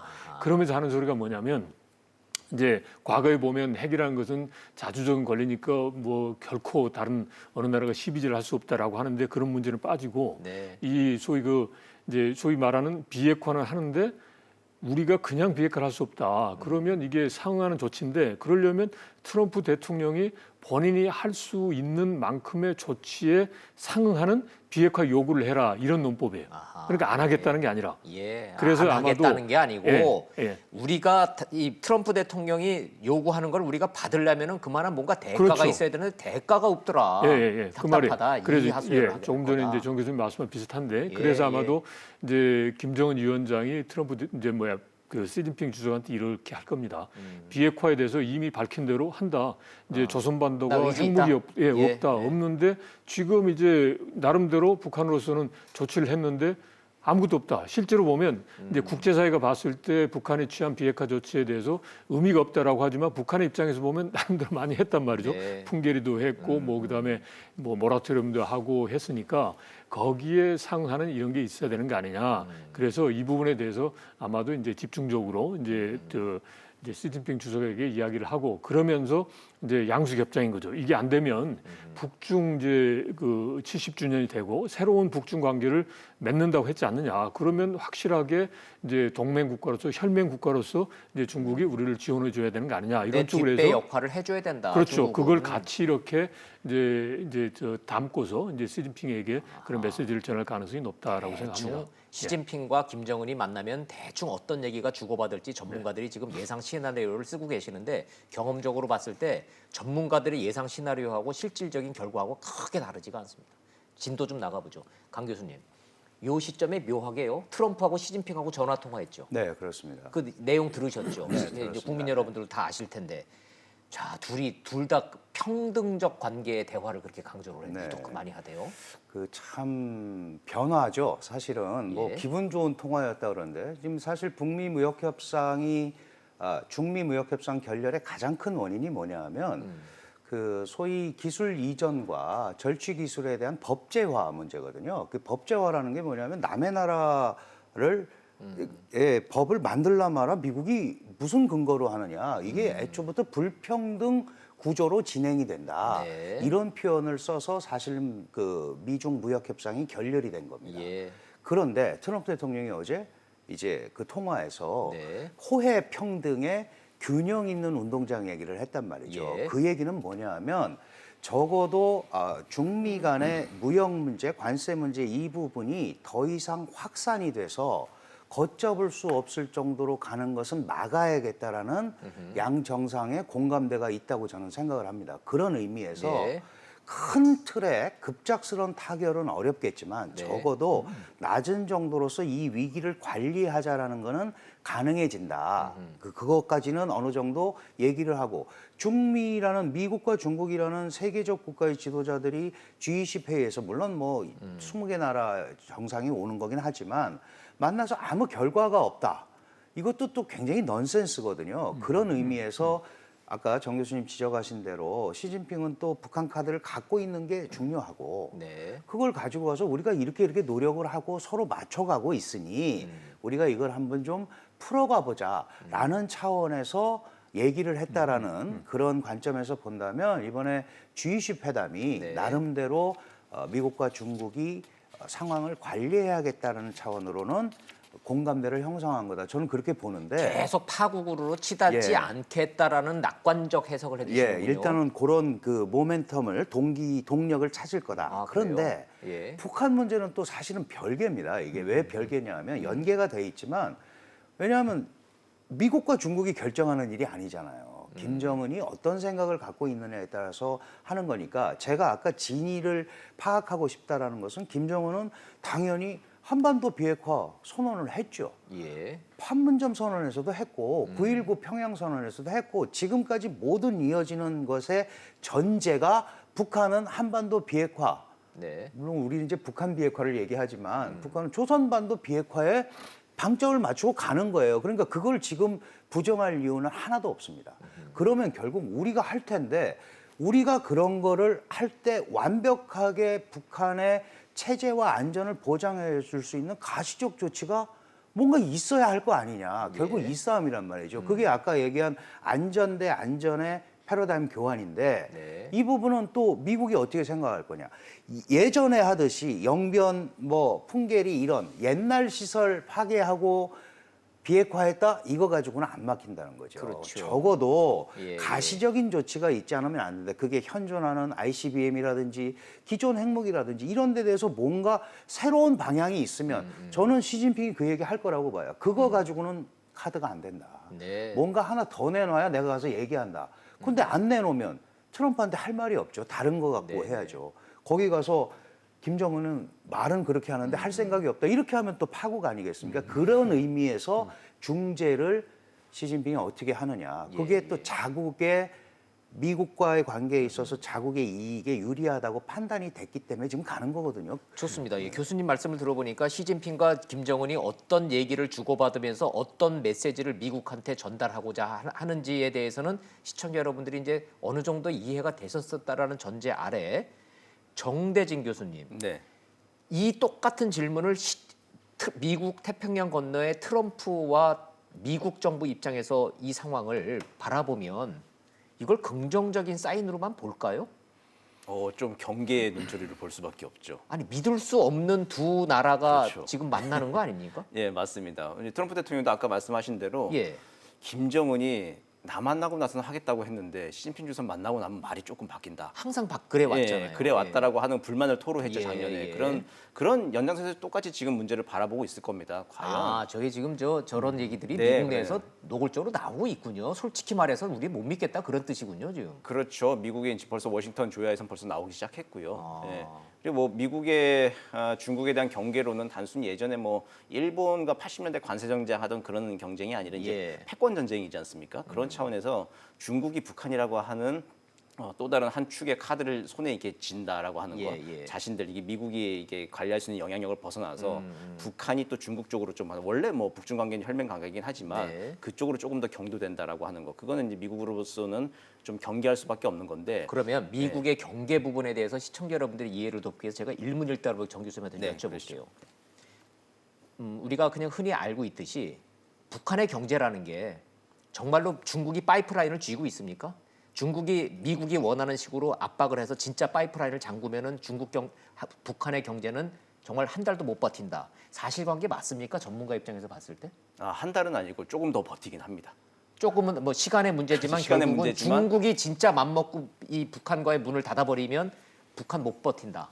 북한은 뭐 못 버틴다는 쪽에 저는 좀 거는데, 네. 근데 일말의 가능성, 북한의 그 자력갱생의 체제를 봤을 때는 그 살아날 가능성이 있다라고 그럴 수 그것도 있다. 보여집니다. 트럼프는 시진핑에게 그거를 요구하는 거 아닙니까? 북핵 문제 해결을 위해서 중국의 역할이 중요하다라고 트럼프가 계속 압박하는 이유는 중국이 뒤로 도와주고 있다라고 의심하는 거 아니에요? 그렇죠. 제재 완화의 뒷문을 열지 마라, 그 얘기입니다. 그러면 그 뒷문이 열려 있다고 지금 전문가들은 보시는 건가요? 뒷문을 지금 열었다 닫았다 지금 하고 있는 그런 상태죠. 열었다 닫았다 한다. 미국 입장에서 봤을 땐 자꾸 열려 있는 것 같다는 거고, 중국은 우리 연 적 없다라고 얘기하고 있는 하고. 것이고, 그 틈새로 지금 뭔가 왔다 갔다 하는 거 아니냐라고 미국과 국제사회는 지금 미국은 의심을 의심하고 하는 있는데 거예요. 예. 이 시점에서 시진핑이 평양을 간다? 이거는 다시 뒷문 열어주는 그런 시그널로 경계하고 있고 의심하고 있다? 이렇게 네, 이해도 그렇게 될까요? 볼 수 있는 것이죠. 그리고 중국 입장에 시진핑 주석 입장에서는 내가 수틀리면 뒷문 다 열어버리겠다. 그러면 당신이 가지고 있는 한반도와 동북아에서 비핵화 구상도 다 어그러지는 것이다라고 하는 걸로 이렇게 거칠게 좀 압박을 할 수 있겠지만 그 수준까지 가지 않도록 관리를 좀 하고 있는 게 보여요. 예. 강 교수님은 뭐 그렇게까지 지금 험악한 상황이 그렇죠. 아니다라고 지금 말씀하시는 건데 혹시요 전문가들한테 여쭤보는데 기술 패권 전쟁, 무역 전쟁 때문에 중국 내정에 간섭을 하고 자꾸 이거를 법제화하라고 기술 도둑질 안 하겠다라고 내가 약속을 했으면 하는 거지 왜 이거를 법을 고치라고 미국이 압박하는 거는 너무 선을 넘어오는 거니까 이런 식으로 거칠게 압박하면 우리 북한 확 도와줘 버릴 거야. 뒷문 열어가지고 북핵 문제 해결 못하게 할 거야라는 메시지는 없을까요? 어떻게들 보세요, 세 분은 그 질문에는? 그 뭐 이렇게 연관성이 직접 연관은 없어 보이긴 하지만 뭐 상황이 악화되면 이제 그런 얘기도 할 수가 있겠죠. 근데 지금 상황에서 보면은 중국도 거기까지 가지 않겠다는 의지는 보입니다. 선까지는 안 갈 거다. 뭐냐면 오늘 노동신문에 시진핑 주석이 기고를 했어요. 그 참 특이한 일인데 거기서 이제 관심 있게 좀 제가 본 게 어떤 분야에서 그럼 구체적으로 뭐 의논을 할 것인가라고 하는 걸 워딩을 좀 봤거든요. 근데 얘기하는 걸 보면 정치적 해결 얘기 나오고 그리고 국가 관리 경험을 공유하는 거 하고 정확하게 표현한 게 교육, 문화, 체육, 관광, 청년, 지방, 인민생활 부분에서 이제 교류 협력을 확대하자 막 그런 얘기를 했습니다. 이건 제재 범위 밖에 있는 얘기들이거든요. 인도적 지원의 수준에 선을 딱 그어놨군요. 그렇죠. 예. 교육, 문화, 체육, 관광 등 제재 범위 밖에 있는 데서 이제 논의를 하자라고 하는 걸로 일단 선을 그었고 시작을 좀 하는 것 같습니다. 이제 그런 차원에서는 중국도 지금 우리가 지금 얘기한 것처럼 이렇게 파국으로 갈 것처럼 이렇게 좀 뭔가 위협적인 카드를 좀 행사하지는 않겠다. 상황 관리에 의진이 있다라고 하는 것을 지금 메시지는 좀 보내고 있는 것 강 같습니다. 교수님이 아까 말씀하셨던 그렇게 막 저 험악한 분위기로 가지 않는다는 맥 같은 맥락인 네, 거죠. 저는 왜 그렇게 생각을 하냐면 사실은 중국이 미국의 말을 들어서 북한을 압박해서 북한을 무장해제시켰다. 예를 들어서 예, 그게 궁극적으로 중국한테 유리한 게 뭐가 있겠느냐. 그럴 리가 없다는 중국이 거죠. 생각을 하면 예. 그래 좋다. 너희 말 다 듣고 육자회담도 똑같지 않았습니까? 결국은 북한 입장에서 보면 5나라가 나 하나 코너에 몰아놓고 윽박지르는 거다. 그래서 난 육자회담 안 하겠다라는 게 북한의 입장인데 지금 마찬가지로 트럼프 대통령이 시 주석 당신이 도와줘야 북한이 비핵화된다. 예. 그럼 시 주석 입장에서 오케이 비핵화돼서 그게 중국한테 나한테 유리한 게 뭐, 뭐냐. 중국한테, 그 생각을 해보면 북한 정권이 네. 친미 정권으로 가는 꼴은 못 그게 보겠다. 뭐 친미든 아니든 나한테 지금보다 유리한 게 없다면 없다. 중국이 나설 이유가 없다. 게다가 또 중요한 포인트가 제가 개인적으로 생각하는 포인트는 북한 핵 문제는 한국한테는 매우 중요한 첫 번째 문제지만 중미 간에는 1번 문제는 아니다. 예. 1번 문제가 아니기 때문에 그래서 카드로 사용될 수도 있고 중미 무역 분쟁에서 어떤 또 이런 뭐 소위 얘기하는 패처럼 쓰일 수도 있고 네, 막 이렇게 되는 거거든요. 그러니까 우리 같은 마음을 가지고 남북한의 정말 생존과 관련된 핵 문제라고 생각을 우리는 하지만 네. 미국과 중국은 거기까지는 안 간다. 그렇기 때문에 인식의 차이가 있는 겁니다. 그래서 우리가 아무리 안보에 있어서 또 통일에 있어서 중국의 역할과 미국의 역할을 강조해도 저 사람들이 예. 북한 문제를 그렇게 심각하게 일본 문제로 생각하지 않기 때문에 예. 괴리가 생긴다고 저는 예. 봐요. 그런 그, 면에서. 예. 예. 저 보통들 왜 이런 거 여쭤보고 예. 그러면은 그 높은 자리 계신 분들이 저 유식하게 프라이어리티라고 그러죠. 예, 전략적 선택 뭐 예. 어느 미국과 중국의 프라이어티 문제에 있어서 네. 북핵 문제는 10번 10이 바깥이다 뭐 이런 얘기를 많이 하는데 같은 말씀 하시네요. 예, 그래서 지금 현재 보면 아쉽게도 이제 중국도 그렇고 그다음 미국도 그렇고 북한 핵 문제 해결이 이제 자신들의 국정의 최고 1번은 아닌 것 같아요. 예, 이제 그게 그거는 아마도 뭐 이제 우리 입장에서는 안타깝지만 그렇죠. 인정해야죠. 현실이니까. 그렇죠. 예. 이제 그거는 왜냐하면 이제 핵 문제와 관련해서 각각의 국가의 그런 이제 국익에 미치는 영향이 우리에게 미치는 영향과는 다르기 때문에 그 얘기는 중국 입장에서 보면은 북한이 핵무기를 20개를 갖고 있다, 60개를 갖고 있나, 100개를 갖고 있나 대세 지장 없다라는. 그 말씀은 아니고요. 이제 핵 문제를 꼭 해결해야 되느냐 이게 이제 국정의 우선 1번 순위는 아니라는 거죠. 우선순위가 근데 이제 아니다. 지금 이제 저는 이렇게 생각합니다. 지금 핵 문제는 기본적으로 이제 비핵화 부분에 대해서는 중국도 그걸 부정을 못 합니다. 왜냐하면 NPT 체제 자체의 근간을 깨는 게 지금 북한의 핵 개발이고 그렇죠. 그걸 예, 예. 인정했다 그러면 다른 나라 특히 이제 한국이나 일본 그리고 또 지금 우리도 중국이 핵무장 할래 나오면 골치 아프죠. 예. 중국이 이제 우리하는 그 대만의 핵무장화도 초래하기 때문에 이제 중국의 입장에서는 비핵화를 해야 된다. 북한이 핵을 가져서는 안 된다. 이제라는 것은 이제 확고하고 그거는 확고하다. 그 미국도 그 입장은 같은 거죠. 그러니까 예. 이 비핵화 부분에 대해서 서로 미중 간의 입장이 달라져 버리면 이건 이제 이야기가 다른 문제고 그래서 예. 비핵화 부분은 이제 같은 입장인데 근데 비핵화를 달성하는 그런 그 방법이 있어서 이제 소위 이제 트럼프 대통령 먼저 북한이 비핵화를 해야 된다라는 거고 이제 시진핑 주석은 비핵화와 함께 정치적인 거, 즉 체제 안전이라든지 이런 부분도 같이 돼야 되는 거 아니냐 예. 이런 소위 그 방법이 있어서 차이가 있다는 거죠. 알겠습니다. 그런데 예. 저는 이제 지금 현재 상황에서 보면 시진핑 주석이 트럼프 대통령하고 그런 그 소위 그 대립각을 세우려는 거 아닌 것 같아요. 그러니까 지금 어떻게 보면 시진핑 주석이 중국의 꿈이라는 게 있습니다. 그게 이제 2049년. 예. 그래서 그러니까 지금 중국의 건국 이제 100주년을 기념으로 해서 1인당 GDP가 이제 5만 불로 달성될 수 있도록 하겠다라고 하면서 지금 야심차게 하고 있단 말이죠. 그게 지금 현재 보면 여러 가지 이제 중국이 이제 1대1로 포함해서 여러 가지 팽창을 하게 되는 그런 하나의 그 방향인데 네. 그걸 이제 미국이 봤을 때 이게 중국이 좀 미국의 그런 이제 국제사회 영향력에 이제 영향을 줄 수 있을 정도로 성장하는 것 같다라는 게 이제 내심에 깔려서 이번에 이제 무역 전쟁도 이제 하고 있는 건데 이제 트럼프 대통령 입장에서 봤더니 초기에는 한번 대립을 해보려고 생각은 했던 것 같아요. 그러니까 이제 상호 관세도 매기고 그런데 그런 과정에서 보니까 이제 아직은 준비가 되어 있지 않다라는 것 같아요. 그래서 지난번에 이제 푸틴 대통령하고 해서 이제 그 중국과 러시아 간의 동맹 관계를 강조하면서 네. 거기서 또 이야기한 게 이제 트럼프 대통령과 좋은 관계를 맺고 있다라고 했고 오늘 또 보면 어제 정상회담 통화를 하면서 이제 대화를 통해서 풀어간다라는 거니까 네. 지금 현재로서는 이제 나중에 본격적으로 한번 미중 간에 한번 힘겨루가 되겠지만 지금으로서는 이제 상황을 관리하는 게 좋겠다라고 네. 판단하는 것 같고 그렇다면 상황을 관리한다는 차원에서 중요한 것은 지금 이제 당장 이제 걸려 있는 문제가 이제 북한 문제예요. 그러니까 문제. 트럼프 대통령이 이미 이제 그 재선 출마를 선언했는데 이제 트럼프 대통령이 가장 고민스러워하는 문제가 뭐냐면 북한이 소위 핵실험을 하거나 장거리 미사일을 발사하는 이런 게 지금 트럼프 대통령한테는 지금 현재로서는 급한 불이단 말이죠. 네. 그래서 이제 그런 부분을 이제 그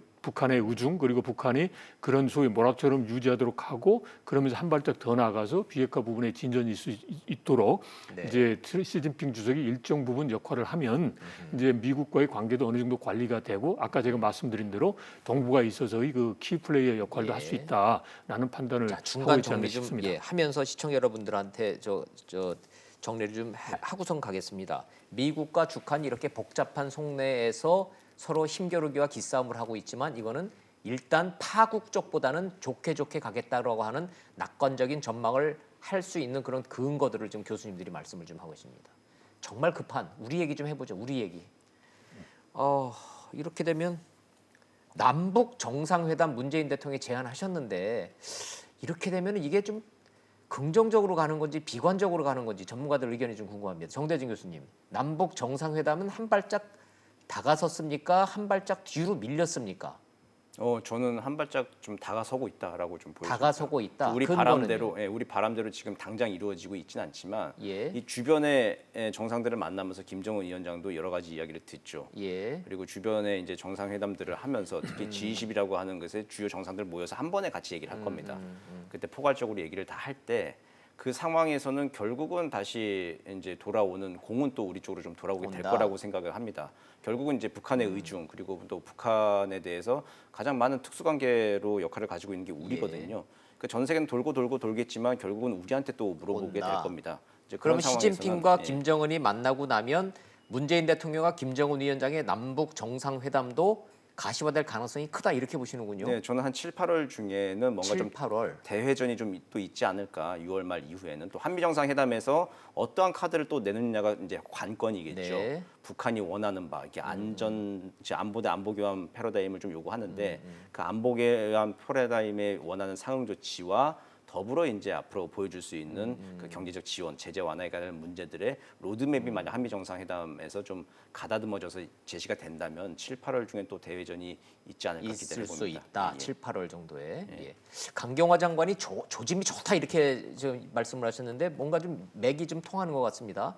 근데 그 강 교수님 보시기에 6월 말 한미 정상회담 전에 남북 정상회담은 물리적으로 이제 힘들어진 거죠. 그거는 좀 쉽지 않을 것 같습니다. 그거는 좀 왜냐하면 힘들어졌다고 우리가 보고. 4차 남북 정상회담을 이미 제안을 했고 그런데 계속 대답을 안 했단 말이죠. 예. 근데 이제 김정은 입장에서는 자기가 우리한테 남북 정상회담을 해서 해줄 말이 별로 없었던 거예요. 지금 예. 이 상황에서. 네.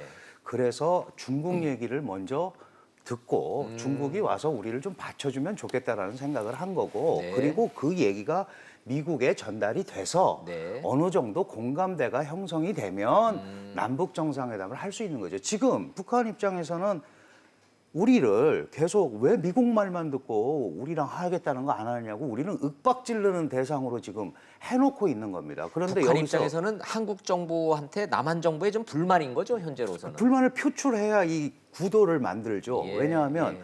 지금 예를 들어 가지고 한국까지 이렇게 뭐 중국이나 이런 것처럼 다 도와주는 서로 얘기하는 형태로 가는 것보다는 일정한 텐션을 남한 정부하고는 유지하는 것이 중국과 미국한테도 북한은 새로운 또 카드가 될 수 있는 거거든요. 그러니까 그런 개념에서 지금 당장 저런 것, 북미 정상회담, 북중 정상회담 이루어지고 한미 정상회담 이거 전에 미리 북한이 카드를 내놓을 이유는 별로 없었다. 없다. 그렇게 봅니다. 예. 그런 게 끝나고 나면 지금 말씀하신 대로 뒤에 가면 또 뭐 얼마든지 가능성이 가능하다. 있겠죠. 예. 자, 시계열적으로 좀 교수님들 말씀을 좀 정리를 해보면 문재인 대통령은 한미 정상회담 하기 전에 나부터 먼저 만나자. 당신 얘기를 듣고 내가 트럼프 대통령한테 설득을 하겠다라고 제안을 하셨지만 김정은 위원장 입장에서는 그거는 무시했고 먼저 시진핑을 만났고 시진핑한테 하소연을 하고 시진핑이 트럼프한테 6월 말에 얘기를 하고 난 다음에 그 얘기를 듣고 한미 정상회담 열리고 난 뒤에 남북 정상회담 이런 시계열로 지금 이 전망들이 가고 있는데 김 차관님 보시기에도 이런 순서로 가는 겁니까?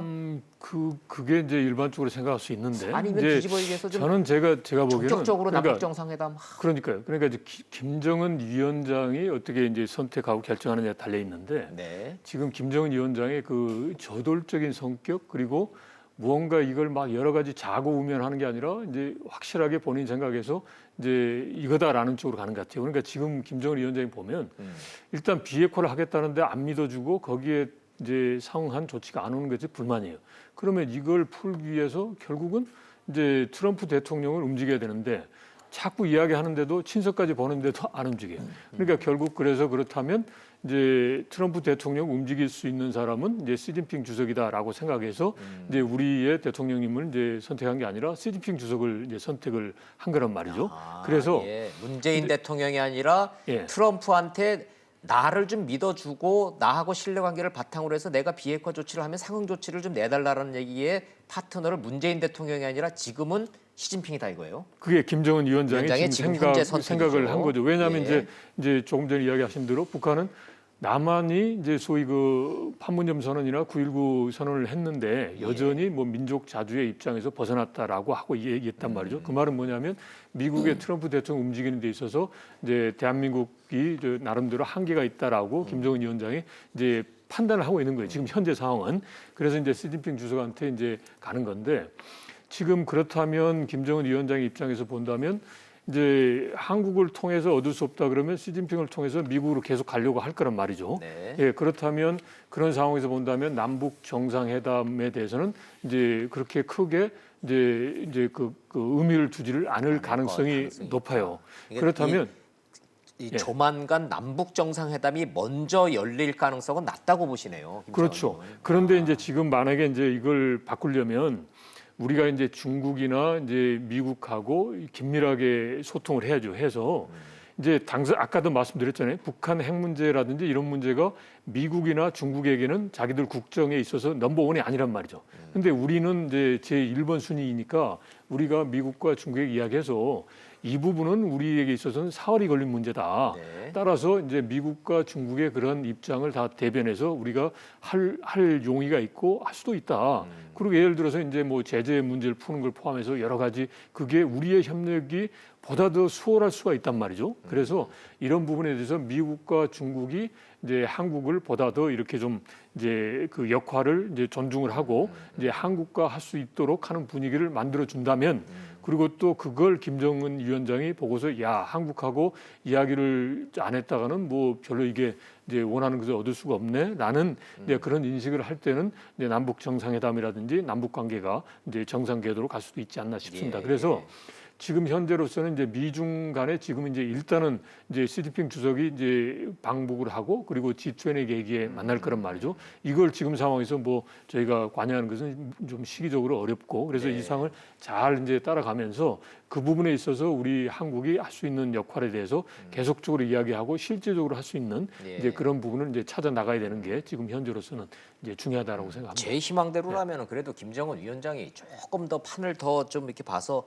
그래도 믿을 거는 문재인 대통령밖에 없으니까 그래도 문재인 대통령 만나서 상의하는 게 순리인 것 같은데. 그러니까 그렇게 하면 좋은데 하여튼 뭐 그러니까 본인 판단이 그러니 이번에 그건 보면 이효 여사 이제 그 별세했을 때 이제 소위 그저 조문단을 보낼 수 있거든요. 그런 여러 가지로 해서 그걸 활용할 수도 있고 그리고 또 지난번 이제 그 4.27 판문점 정상회담 1주년 이제 기념 행사 할 때도 올 수도 있는데 오지 않는단 말이죠. 그리고 지금 저기 뭡니까 저 유해 공동 발굴 문제라든지 그게 이제 국제사회가 봤을 때 북한이 합의했던 사항을 이행을 하고 있구나. 그러면 그거 자체가 북한에 대한 그런 그 불신이라 그럴까 경계심 많이 완화되면서 이제 북한 김정은 위원장이 원하는 것을 얻을 수 있는 이제 가능성이 높아지는 거거든요. 네. 이제 그런 쪽으로 조금 더 좀 폭넓게 생각하고 조금 더 좀 뭐 표현이 뭐하지만 좀 영리하게 생각하면 여러 가지 좀 문제가 나름대로 좀 순조로운 방향에 갈 수 있는데 김정은 위원장이 아직은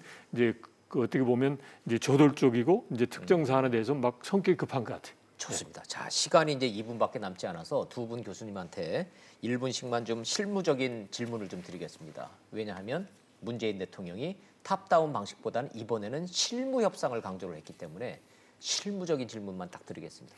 문재인 대통령이 제시한 실무 협상의 조건의 1번만 딱 짜자면 제일 큰 게 뭡니까? 가시적 눈에 보이는 가시적 진전된 비핵화 조치 그리고 비핵화. 그것도 미국을 설득할 수 있는 네. 이런 게 없으면 미국이 움직이지 않습니다. 그럼 북미 간의 실무 협상을 통해서 비핵화 조치에 대한 합의를 이뤄내라 먼저.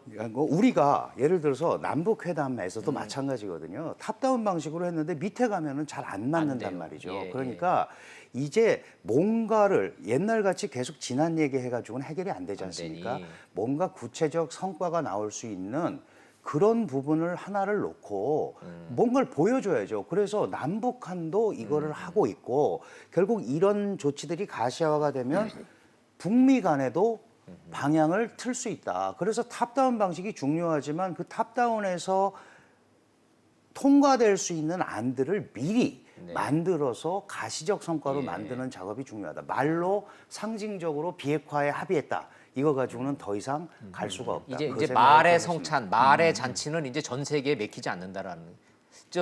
정대진 교수님, 문재인 대통령이 제시하는 실무 협상 통해서 이제는 구체적으로 가자라는 거는 방향 잘 잡았다고 보세요? 예, 맞습니다. 맞고 북미 간에는 어쨌든 6.12 작년에 북미 싱가포르 공동선언의 정신으로 다시 돌아가야 되는 거죠. 화려했죠. 말은 그- 화려했죠 그때. 그 합의로 돌아가서 1번 북미 관계 개선, 2번 예. 한반도 평화 체제, 3번 완전한 비핵화 요걸 해야 되는 네. 것이거든요. 근데 1, 2번은 뭐 한미 동맹에서 차원에서 준비가 많이 돼 있고 북미 간에 합의가 되어 있어요 대충. 네. 3번 문제 완전한 비핵화가 문제죠. 그러니까 여기서 이제 북한 이제 공무원들이 좀 깨어나야 하는 것인데 그것은 이제 김정은 위원장 눈치 좀 볼 수밖에 없죠. 진짜 생사가 달려 있으니까. 네. 그래서 뭐 직언을 좀 못하는 것 같아요. 그리고 모든 것을 다 김정은 위원장의 공으로 넘기고 김정은 위원장이 트럼프 대통령과 직접 만나서 담판 짓는 걸로 가다가 2월달에 깨졌잖아요 하노이에서. 네.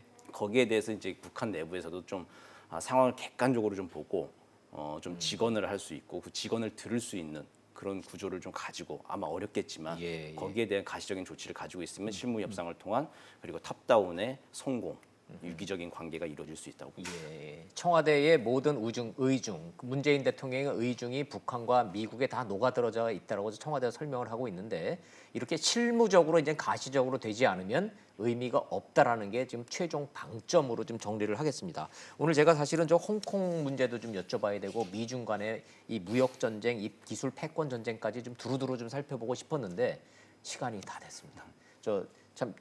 저 진전되고 정상회담 끝나고 나오면은 결과 보고서는 세 분 다시 모시고 고견 다시 여쭤보도록 하겠습니다. 네. 강준영 교수님, 김형석 전 차관님, 정대진 교수님 잘 들었습니다. 감사합니다. 네, 고맙습니다.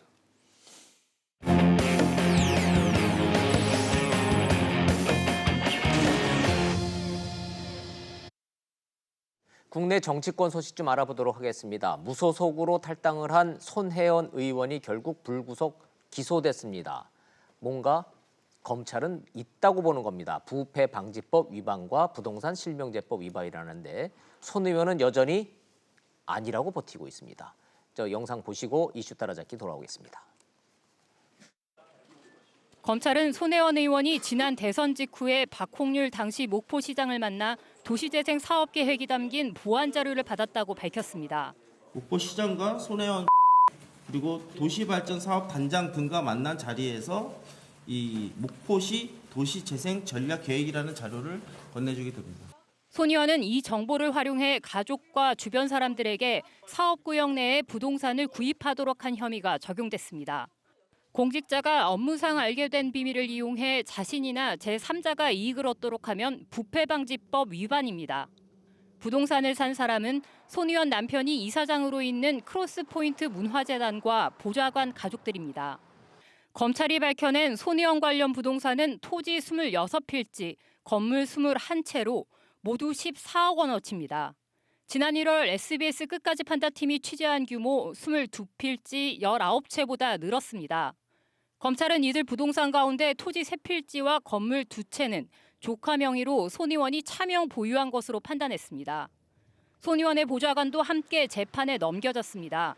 보좌관은 같은 자료를 활용해 남편과 지인에게 4억 원가량의 부동산을 구입하도록 하고 주변에 자료를 누설한 것으로 수사 결과 드러났습니다.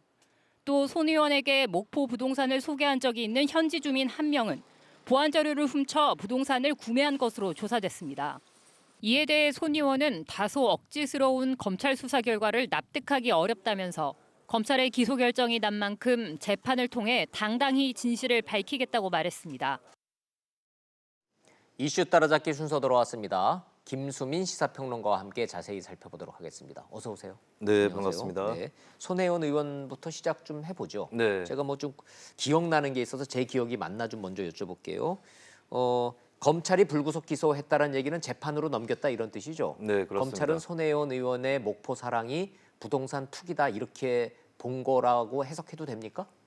네, 부동산 투기이고 이제 뭐 차명이었고 예. 또 이제 사전에 자료를 취득을 해서 정보를 취득을 알고 했다. 있는 상태에서 했다라고 검찰은 보고 있는 것이고요. 근데 손혜원 의원이 언론에서 이런 의혹을 제기를 할 때 검찰 수사를 통해서 이런 사실이 밝혀지면 나 그 자리에서 국회의원직 내려놓겠다 그랬잖아요. 네, 올 초에 손혜원 의원이 민주당 탈당을 하면서 무소속이 되었는데 예. 그 무렵에 했던 얘기가 여러 가지 있습니다. 뭐 그럼 진짜 사실이면은 예. 자신이 전 재산을 내놓겠다. 차명으로 했다면 네. 예, 그런 얘기도 했었고 이제 사실로 밝혀지면은 사퇴하겠다 이런 얘기도 당연히 했었는데요. 네. 근데 지금- 검찰이 기소를 했으면 네. 검찰은 그렇게 본 거 검찰 수사를 통해서 밝혀진 거 아닌가요? 근데 이제 검찰 수사로 못 밝혔다라고 손혜원 의원 측은 볼 수 있겠죠. 이게 사실이 아니다. 이제는 또 사실이 아니라고 주장을 하시는군요. 그렇죠. 이제 검찰 조사를 해가지고 진짜로 그런 사실이 드러나면 자신이 사퇴하겠다라고 얘기를 했다라고 설명을 할 수 있을 그럼 것이고 검찰이 수사를 잘못해서 검찰이 거짓말하고 있다 이런 주장인가요? 지금 그렇다고 봐야 되겠죠. 그래요? 예, 손혜원 의원의 반박은 이제 차명 부분에 대해서는 조카 2명에 대해서 처음에 혐의가 있었는데 네. 한 명이 이제 세체를 가지고 있는 한 명에 대해서는 차명이 아니다라고 검찰에서 또 얘기를 했고 나머지 한 명에 대해서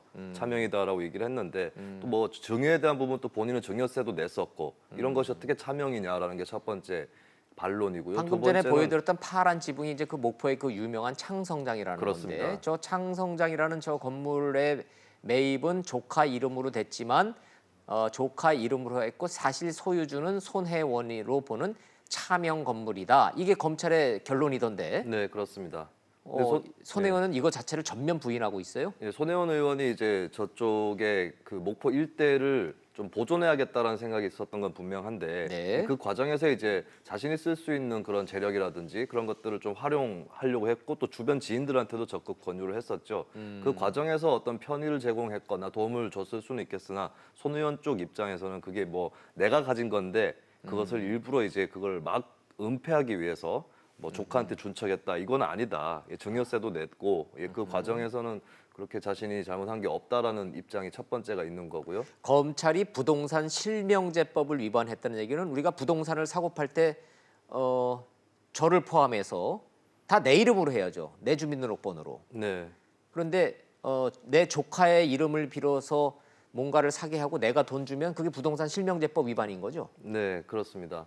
근데 손혜원 의원 입장에서는 이 실소유자가 본인이 아니다라는 얘기를 하는 실제로 것이고. 조카한테 준 거라고 주장하는 거예요. 네, 네, 그렇습니다. 차명이 아니다. 예. 이런 주장을 하고 계시는군요. 그리고 이제 예. 또 중요한 부분이 보안 자료라고 불리우는 그러니까 내부 계획을 미리 취득을 해서 그 계획을 알고 손혜원 의원이 투자를 했다라고 검찰에서 보고 있는데 손혜원 의원 측의 입장에서는 그 자료의 내용은 목포시부터 시작해서 어느 정도 공청회까지 통해서 주민들도 알 수 있는 내용이었다. 다 아는 내용이지 이거는 네. 무슨 뭐 대단한 보안 자료가 아니다. 예. 그리고 이제 검찰의 이번에 기소한 내용을 보면 방향이 조금 달라졌다라고도 볼 수 있는 것이 처음에는 이런 혐의가 있었죠. 그러니까 투자를 먼저 한 다음에 네. 압력을 넣은 것이 아니냐. 예. 정부 기관이라든지 네, 지자체에다가. 근데 이 도심재생 사업의 주요 부처는 사실 목포시가 아니라 정부의 국토교통부입니다. 그렇죠. 근데 손혜원 의원이 그쪽으로 무슨 어떤 힘을 행사했다든지 이런 것들은 또 발견이 되지 않았거든요. 네. 그래서 어떻게 보면 방향이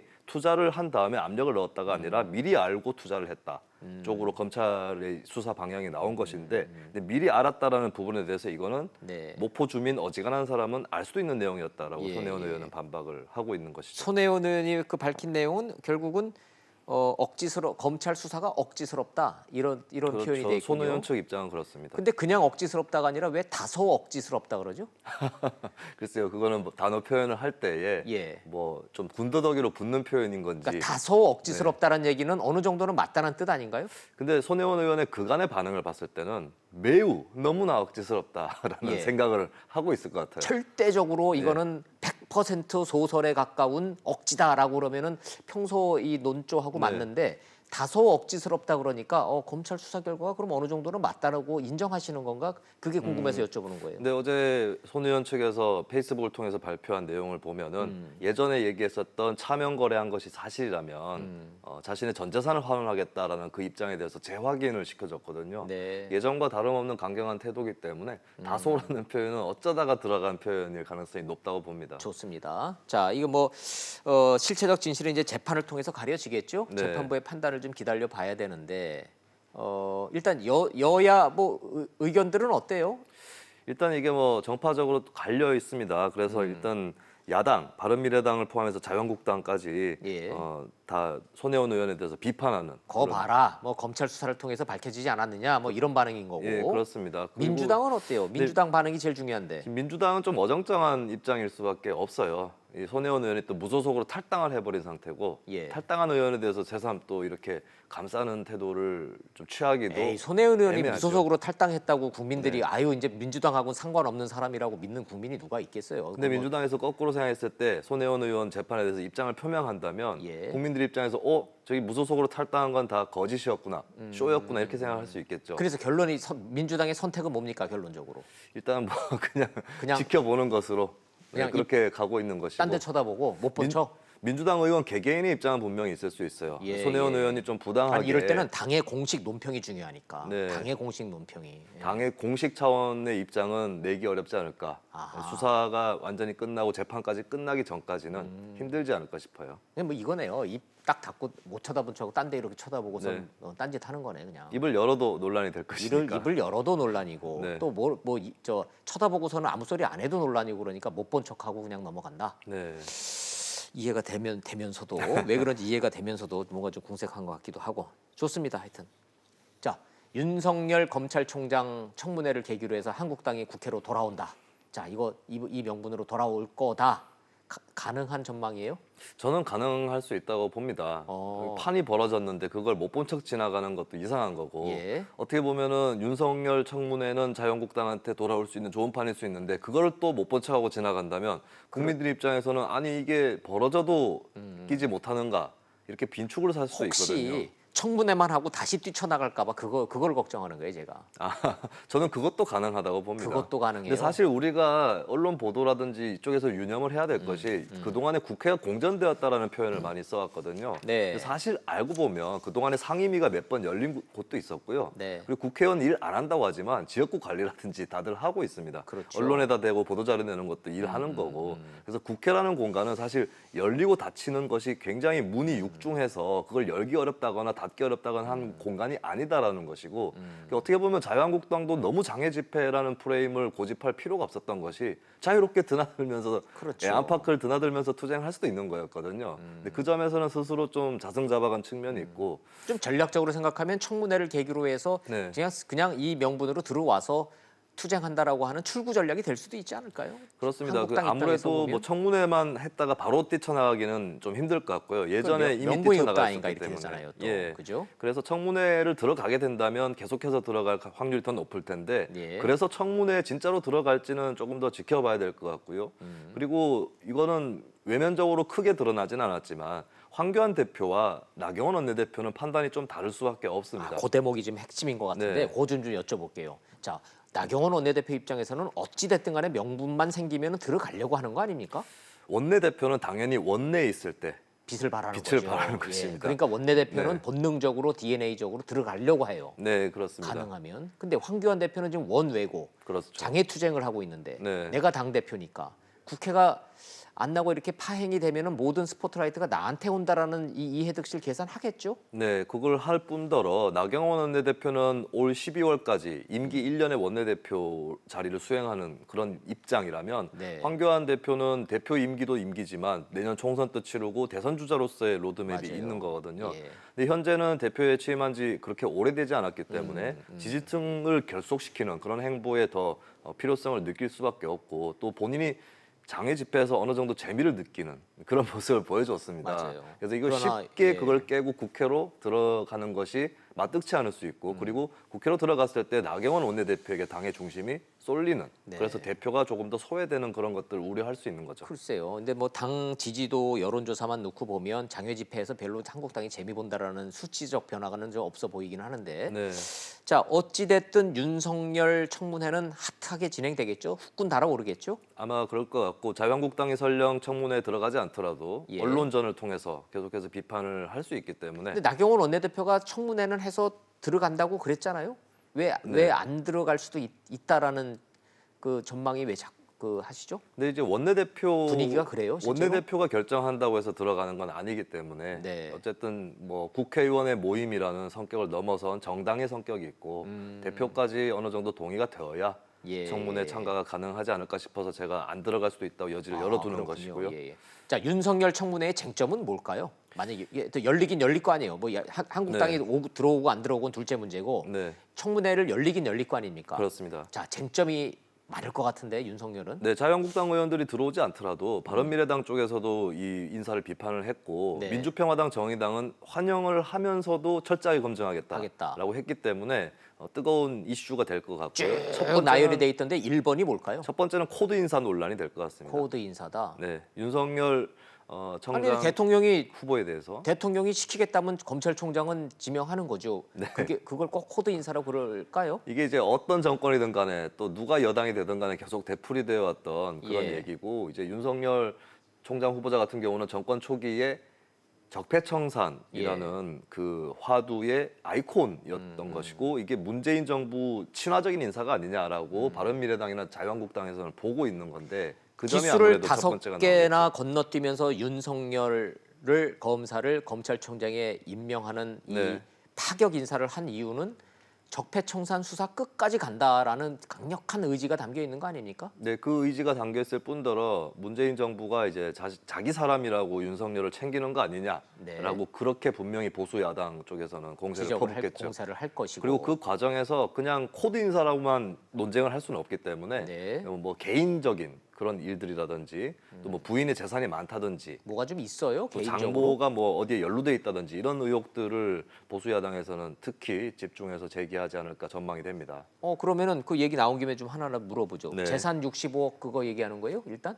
근데 그렇습니다. 본인 재산은 2억이고 나머지는 다 그 늦게 결혼한 부인 거라며요. 네, 부인이 원래 자산이 많고 또 사업을 하고 있어서 그렇게 해서 재산이 많다고 하는데 문제의 소지가 좀 있습니까? 이 재산 내역을 조금 살펴보면 예. 글쎄요 뭐 저분이 어떻게 나올지 윤석열 모르겠지만 검찰총장의 부인이시군요. 네, 조금이라도 의혹이 생긴다면 야당 일각에서는 당연히 거기에 대한 추궁이 있을 것으로 예. 보여지고요. 재력가로 알려진 게 아니라 재력가 그 자체도만요. 재산 내역을 재력가라고는 보니까. 볼 수 있고 예. 여담이지만 이제 결혼할 당시에 윤 후보자의 재산이 2천만 원이었어요. 예, 그래서 맞아요. 이제 부인이 나중에 회고하면서 그때 좀 뭐 농담이 섞인 말이었겠지만 불쌍해서 결혼하셨다는 예. 식으로 얘기를 하기도 했었어요. 윤석열 저 지명자가 검사 생활하면서 돈 못 모은 거는 뭐 저 모든 법조계에서 다 알고 있는 거니까. 그렇습니다. 그게 예. 거꾸로 윤 후보자의 신망을 더 높여주기도 했었죠. 맞아요. 예. 예, 자, 그리고 그럼 재산이 65억인데 본인 재산은 거의 없고 다 부인 거다라고 이제 해명은 네. 이제 할 거라고 이제 전망이 가능한 거고.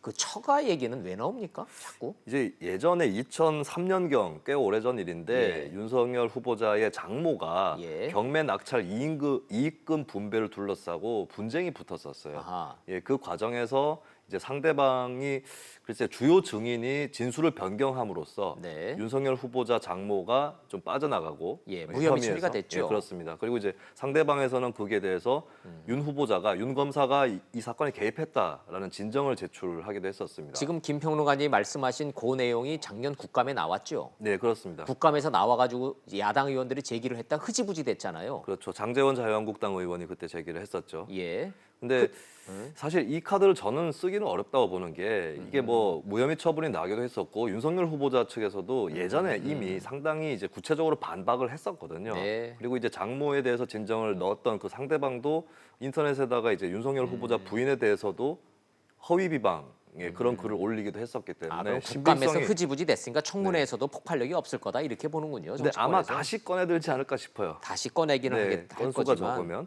그리고 이제 제가 지금까지 말씀드린 거는 윤석열 후보자 개인 신상에 대한 부분이었는데 네. 검경 수사권 조정이라든지 맞다. 이 정책적 이슈는 분명히 나올 것으로 보입니다. 윤석열 후보자가 검경 수사권 조정에 대해서 나는 찬성일세 반대일세 한 적이 없죠. 지금까지는 없는 것이고 전임자 문무일 검찰총장은 공수처는 오케이 수용. 네.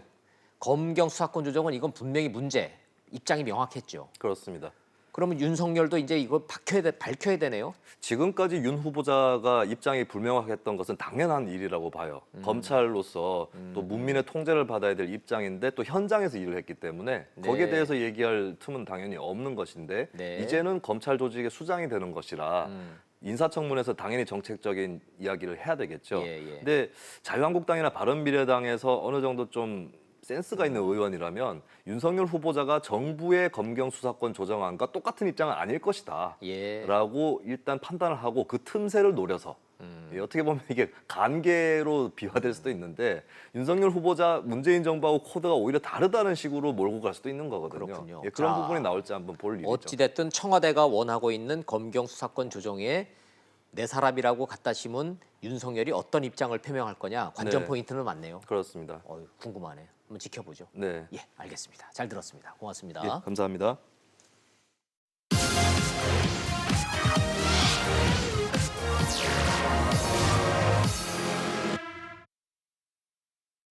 이번엔 선박 노크 귀순입니다. 강원도 삼척에 북한 선원 4명이 조각배를 타고 들어왔는데 남측 어민들이 발견해 신고했습니다. 아예 육지에 배 대고 내렸답니다. 500m 떨어진 파출소는 깜깜이었습니다. 해군도, 해경도, 경찰도, 국정원도 경계태세엔 아무 문제가 없었답니다. 언론도 별 관심이 없습니다. 황당한 해외 토픽처럼 다루고 있습니다. 무장 공비였으면 어쩔 뻔했냐라고 지적을 하면 허허 남북 화해 시대에 뭔 헛소리 요즘 세상에 공비가 어딨냐 이렇게 나올 것 같으니 할 말은 없습니다. 근데 전 두렵습니다. 우리 경계태세에 어떤 구멍이 났는지 뭐가 문제인지 철저히 점검하고 재발 방지책 마련하겠습니다. 전 군이 이렇게 나오는 게 상식이라 생각하는데 정부고 군이고 언론이고 별일 아니다. 문제 없다. 전 도무지 이해가 안 됩니다. 북한은 절대 무기인 핵을 갖고 있고 일본은 경항공모함에 스텔스 F-35 147대 무장, 중국은 미국과 맞짱 뜨는 군사 대국. 우린 정말 아무 문제 없는 걸까요? 무한정의 군비 경쟁이 불가능하다면 외교라도 잘 하고 있을까요? 전 두렵고 자신이 없습니다. 정치는 싸우고 경제는 어렵고 안보는 불안하고 구한말 시대 같다면 지나친 비약일까요? 나라 잘 굴러가고 있는데 저 혼자 걱정하는 거면 참 좋겠습니다. 직설 마칩니다. 시청해 주셔서 고맙습니다. Thank you.